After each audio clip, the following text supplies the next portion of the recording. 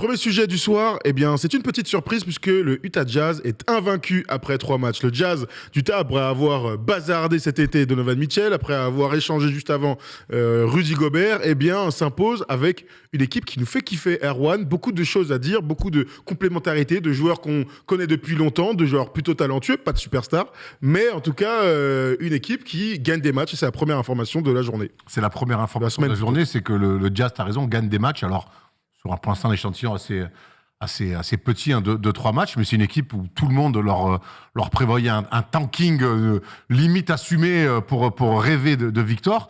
Eh ben, moi, j'ai regardé les 3 matchs de cette équipe-là. Ben, je vois pas une équipe qui a envie de tanker. Je vois un nouveau coach qui est là, Will Hardy, qui a envie de gagner des matchs. Je vois des mecs qui sont revanchards à l'image de Mike Conley, tu vois, à qui on disait qu'il était cramé. Je vois aussi Mark Cannon, qui a envie de jouer au basket. Tu vois Clarkson. Voilà. Je vois Clarkson qui est introduit dans le 5, qui est plus un sixième homme. Ouais. Mais en tout cas, je vois une équipe qui fait kiffer avoir joué et qui a envie de gagner des matchs. Parce que le match, par exemple, le dernier en date qu'ils vont gagner à la Nouvelle-Orléans, mon gars, ils vont le chercher. Hein. Parce ils font un super match, ils peuvent se dire, allez, celui-là, on le lâche. Parce que finalement, il y a Victor. On aura l'occasion d'en reparler toute la saison, mais il y a Victor quand même, à un moment donné, à avoir dans un coin de la tête. Et forcément, ça peut donner des idées à des front office. Non, ils sont allés le chercher, c'est coaché. Les paniers pour la gagne, on les joue et on les prend. Bravo à cette équipe en tout cas. Steph, t'es de le même avis, j'imagine. Ils régalent, les mecs. Ouais, ils régalent. Alors, bien sûr que moi, je les voyais pas là, je les voyais pas gagner 3 matchs avant un bon bout de temps. Maintenant, quand tu regardes un peu plus précisément cette équipe, tu t'aperçois que déjà, Hardy, il a une philosophie, ça envoie beaucoup de tirs à 3 points. Je crois que c'est l'équipe qui prend le plus de tirs à 3 points, 42 ou 43 tirs par match, c'est énorme. Et surtout, ils ont fait le pari de relancer un garçon qui avait disparu des radars, qui s'appelle Lauri Markkanen, qui était plutôt bon les 2 premières saisons aux Bulls, qui a été blessé à Cleveland, c'était pas l'option numéro 1, et ils se sont dit on va faire jouer Markkanen comme option numéro 1 à Utah, et on l'a vu nous à Berlin, Lauri Markkanen à l'Eurobasket, et je crois que cet Eurobasket a aussi permis à Lauri Markkanen de se rendre compte qu'il était capable de marcher sur beaucoup de monde et de faire beaucoup de choses. Donc cet été a fait du bien à Markkanen. Le mec, c'est un joueur, rappelle-toi à l'Eurobasket, il monte la balle, il joue des pick and roll, il tire à 3 points, il fait du post-up, il drive, il percute. Donc en NBA où le jeu est un petit peu moins strict défensivement qu'à l'Eurobasket, et tu t'aperçois que ça peut faire des cartons. Et puis bon, après, moi, la grosse intrigue, c'est Kelly Olynyk. À ce niveau-là, je savais pas que c'était possible. Mais alors, bon, ça fait que ça va Steph, ça va peut-être pas durer, mais Kelly Olynyk, il a une qualité qui va lui permettre de jouer jusqu'à 108 ans. C'est qu'il joue, il est adroit et qu'il joue bien au basket. Il met la balle où il faut, il est malin en défense. Ça reste quand même un brave physique de bûcheron. Il est grand, gaillard, il met du bois, il joue juste, et son association avec Markkanen 4-5-5-4. Les mecs jouent bien au basket. Et dans un début de saison où les défenses NBA ne sont pas encore en place, ça fonctionne à merveille. Et on retiendra aussi que Kelly Olynyk, avec Damian Lillard, est donc le joueur le plus coach de la NBA. Parce qu'il y a 2 victoires en prolongation et des tirs de Kelly Olynyk dans les moments qui comptent. Parce que c'est une équipe qui reste dans les matchs, une équipe qui accroche des équipes qui sont supposées être quand même 10 fois plus fortes. On rappelle qu'ils ont battu les Nuggets de 20 points, qu'ils ont battu les Timberwolves, donc avec Rudy qui a parlé des retrouvailles avec le Jazz, c'était sympa, et qui ont battu donc les Pelicans, certes avec Zion qui s'est blessé, avec Ingram aussi qui est diminué, mais bon, il n'empêche qu'ils ont battu 3 équipes qui sont supposées être largement meilleures que cette équipe, et c'est à chaque fois grâce à Kelly Olynyk clutch. Donc t'as raison de dire, les bons joueurs de basket en général, on les voit, on les avait peut-être un peu oubliés parce que les aléas d'une carrière NBA, t'es là, t'es 10e homme, on te voit pas, Houston, t'es blessé. À Houston, quoi qu'il arrive, on t'oublie, non, ça c'est sûr. Tu passes à Houston. Mais là, moi, ce que je retiens, c'est que c'est une équipe qui a envie de jouer ensemble, c'est une équipe qui a de l'allant. Tu parlais des tirs à 3 points, mais en fait, tous les mecs là, ils s'amusent. En tout cas, dans ce début de saison, ils s'amusent et il y a de l'entrain collectif. Ils s'amusent et il y a un vrai goût de revanche, je pense. Je parlais de Mike Conley, qui, je pense, à ce moment-là de sa carrière, il n'a pas envie d'être dans une équipe qui tank. Colin Sexton, à qui on n'a pas filé un contrat la saison dernière aux Cavaliers, qui s'est blessé, qui, quelque part, et lui aussi est sorti un petit peu des radars. Quand je le vois jouer, ce mec-là, je sens une vraie envie de jouer. Le sourire, certes, mais dans l'attitude, je sens que des mecs qui ont envie de gagner des matchs et qui ont envie de prouver. Jordan Clarkson, introduit dans le 5, j'aime beaucoup, et clutch à souhait aussi. Il est tellement fort, Jordan Clarkson, il fait des trucs de ouf. Jared Vanderbilt, là, qui s'est retrouvé pareil dans qui était très bon avec Minnesota. Dans le trade de Rudy Gobert, qui était un super poste 3 Minnesota. Moi, je le vois là. C'est des mecs qui ont envie de jouer, qui ont envie de défendre, qui ont envie de gagner des matchs. En fait, si sur le papier, cette équipe, il y avait tout pour qu'elle tank, mais le roster, en fait, tu peux pas tanker avec cette équipe. Ou alors, c'est vraiment que tu te fous de la gueule du monde. Bah, ou alors c'est Et puis une vraie directive. Quoi. ils ont des garçons. Ils ont Colin Sexton qui est arrivé, qui est en sortie de banc et capable de faire péter quelques cartons. Ils ont un rookie là qui arrive d'Auburn, un grand blanc là, Kessler là, qui est plutôt bon sur le début de saison. Ils ont des vrais joueurs de basket en fait. Et quand t'as Rudiger, Jordan Clarkson et Mike Conley qui ont connu le très haut de la conférence Ouest, moi je vois pas comment Will Hardy il arrive et le management ils arrivent et ils vont expliquer à ces trois garçons on va tanker pour terminer dernier. Je suis pas sûr que ça passe. Ou alors il va falloir les transférer si vous voulez faire ça. Mais Bah, on peut imaginer.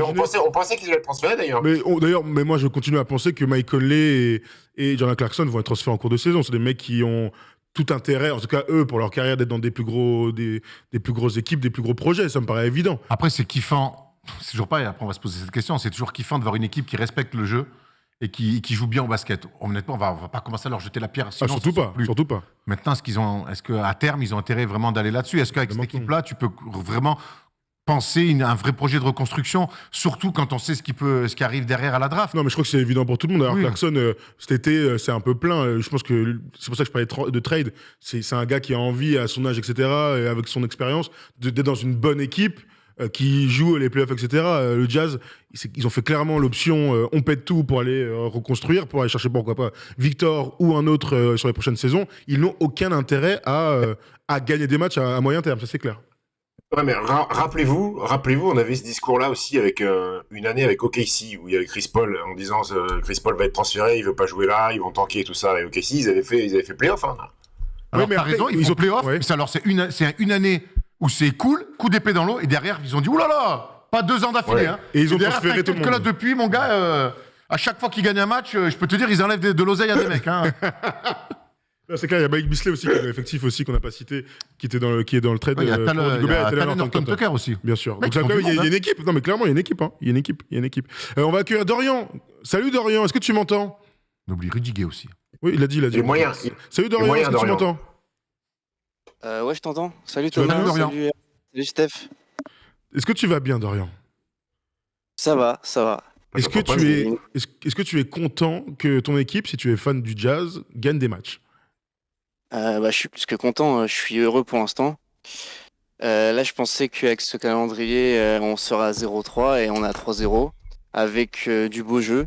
Donc, je peux pas espérer mieux. Je pense que tous les fans du Jazz sont contents de ce qu'ils voient. Est-ce Quand on que, a vu l'intersaison, on s'est dit que ça allait tanker. Et pour l'instant, ça joue. Donc, à voir la suite. c'est toujours un peu bizarre quand tu es fan d'une équipe, tu as envie que ton équipe joue bien et gagne des matchs. Ça me paraît évident. Après, on sait que là, ils sont dans un autre projet. Est-ce que, à terme, tu as envie que ça continue comme ça Alors, j'imagine pas gagner des matchs pour espérer quelque chose, mais le but, c'est quand même de récupérer, pourquoi pas Victor, parce que ça, c'est le fantasme, mais un super joueur à la prochaine draft ou celle d'après, non? Ouais, c'est vrai, mais je me rappelle de vidéos où Erwan il disait que les tours de draft, surtout le premier, le deuxième ou le troisième, c'était un peu des chimères, que tout le monde les veut et qu'au final, avoir des vraies qualités de jeu, un vrai esprit d'équipe, ça peut peut-être être plus important que tout le temps essayer d'avoir le premier tour de draft comme les Knicks à un moment donné et jamais l'avoir et au final ton équipe ne progresse pas. C'est le Donc parfait là, exemple. Un tir sur les Knicks, ça me C'est va. sûr. Bah, c'est le parfait exemple. Les Knicks qui ont Désolé, tanké Erwan. pendant quasiment 10 piges en espérant, en rêvant d'un premier, deuxième, troisième tour de draft. Au final, ils ont réussi qu'à avoir RJ Barrett sur ça et ça n'a jamais été vraiment payant. Moi, j'ai du mal à croire au. Vous les Zion, même. Ils vous les Ouais, Zion. ils voulaient Zion aussi. J'ai du mal à croire au cette année-là. tanking assumé comme ça et très tôt dans une saison. Clairement. Maintenant, on est dans une saison où l'année prochaine, Steph, il y a Victor. Et Victor, ça peut te changer Ouais. le paysage très rapidement.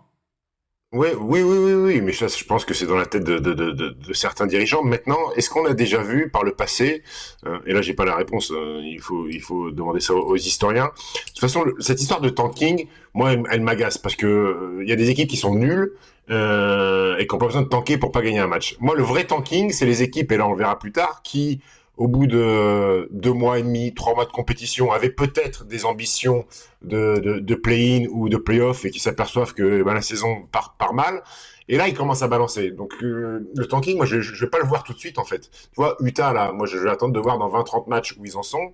Et peut-être qu'ils prendront une direction différente. Parce que les équipes qui gagnent pas de matchs, elles sont nulles. Donc, moi, je veux pas parler de tanking pour les OKC, pour les Houston, pour les trucs comme ça. C'est parce qu'elles sont nulles, tout simplement. Ouais, ou Orlando. Orlando, oui. T'as raison.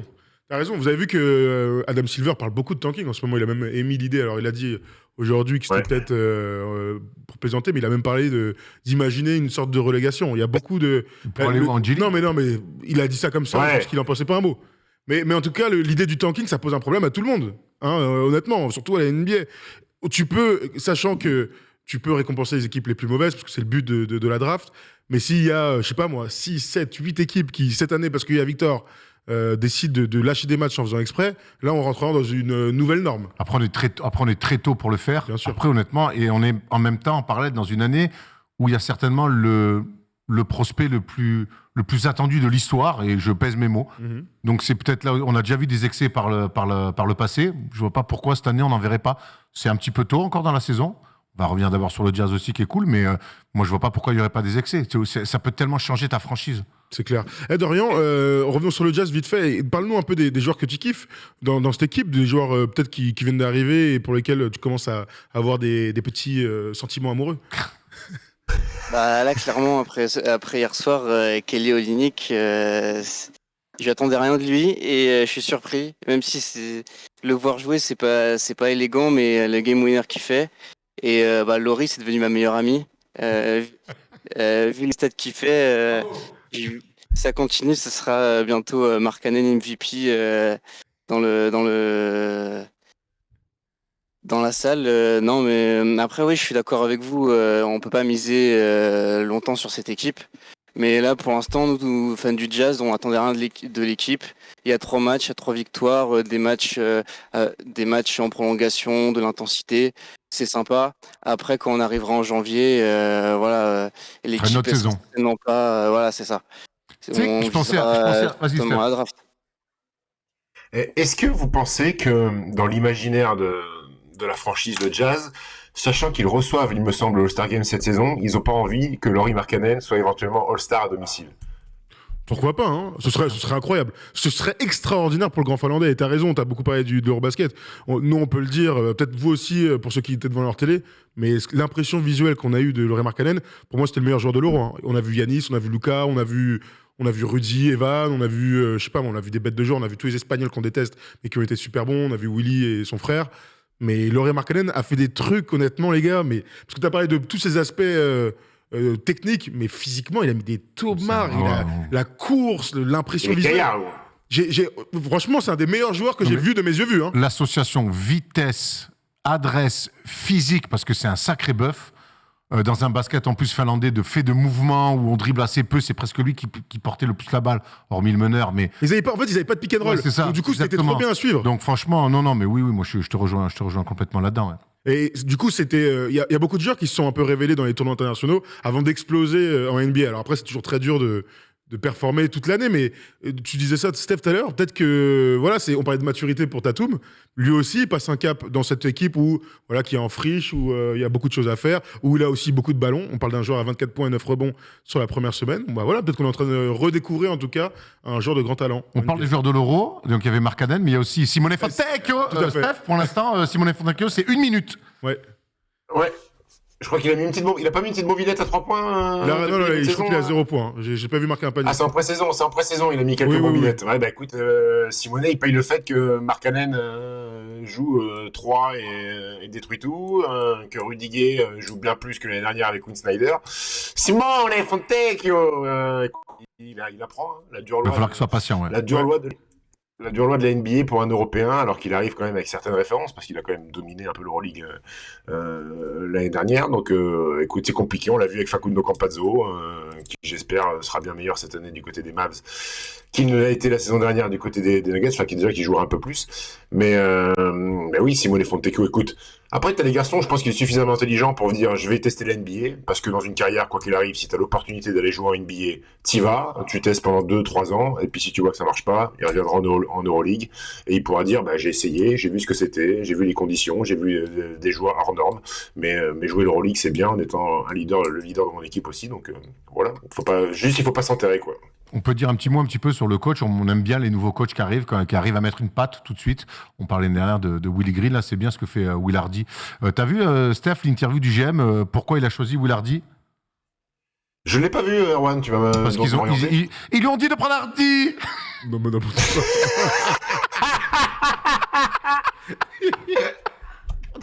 Vous m'avez dit de prendre un hardy. Tu sais que son frère s'appelle Laurel. Hein? Son frère s'appelle Laurel. Laurel, ouais. oui. On descend en gamme au niveau de la blague. Hein. Ça marche quand même. Bon, très bien. Merci Dorian de nous avoir appelés. Ou sa mère s'appelle Françoise. Ça, c'est mieux. Oui, voilà, les gars. ça me plaît. Bien sûr. Merci Dorian de nous avoir appelés. Merci Dorian. Ouais, bah, salut, bonne émission, et c'était un kiff de passer avec vous. Avec plaisir. Tous les lundis, on est là, mon gars. Et franchement, bah ouais, je regarde à chaque fois. Je me C'est suis cool. dit, si ça parle du jazz, faut que je sois là. Donc Eh, merci à merci. vous et bonne continuation. Si le jazz continue, si Laurie Markkanen va au bout, d'ailleurs bravo pour ta blague sur la meilleure amie, t'es le meilleur, tu nous rappelles, hein, on veut avoir les fans du jazz dans l'émission, absolument. Ouais, je me suis dit, c'est mieux de faire cette blague-là qu'au Linique des mers. C'est quand même mieux de faire ma meilleure Ça amie. marche aussi. Oh, ça rit fort là, t'entends Ouais, plus Voilà, t'as fait rire toute la régie, bravo. Ligue tes mères, ça régale. Steph, tu voulais dire un truc? Non, pour revenir un peu sur le tanking, alors c'est bien sympa, on sait que c'est le format des ligues fermées aux États-Unis qui permet ça, mais à un moment donné, les franchises qui tankent depuis X années, je pense à OKC en premier lieu, ils n'ont pas des comptes à rendre aux gens qui payent leur place, aux gens qui prennent des abonnements, aux gens qui viennent voir les matchs. Il y a quand même un vrai débat là-dessus aussi, non? C'est-à-dire que pendant 3 Ça, ans, 4 ans, tu prives tes fans de victoire, de saison, pour... Il y a des gens qui payent quand même, non? Ah, tu sais, au nom des projets jeunes, tu peux faire passer beaucoup de choses. J'ai l'impression, mais je suis assez d'accord, mais c'est un peu les limites des fois des ligues fermées.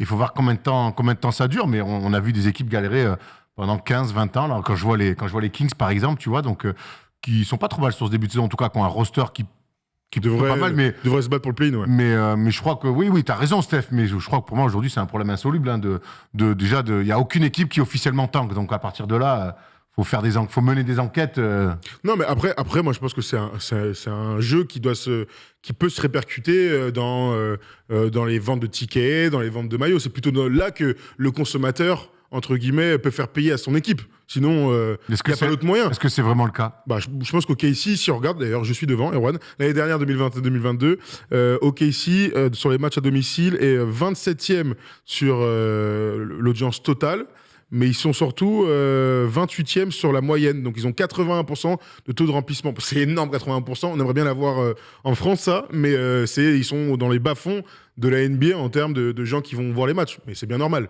Ça fait partie Après, en du jeu. France, t'as des salles de 2700, donc j'espère qu'il y a peut-être plus de 80% de remplissage quand même. Ah, bah, j'espère aussi, hein. J'espère que tous les clubs le souhaitent, hein. Méfie-toi quand même. Hein. Ouais, j'en ai aucune idée. Après, bon, Ah, ça fait partie du jeu. le Valois cette année, ça va aller pour eux, j'espère. Ah ben ouais, je peux te Ah bah, dire, je te confirme. il y a la queue jusqu'au bout de la rue, donc. Ah, mais c'est... Alors, pour ceux qui ont la chance d'habiter en région parisienne, allez voir le Valois, hein. Enfin, Boulogne-le-Valois, allez-y, on y est allé vendredi.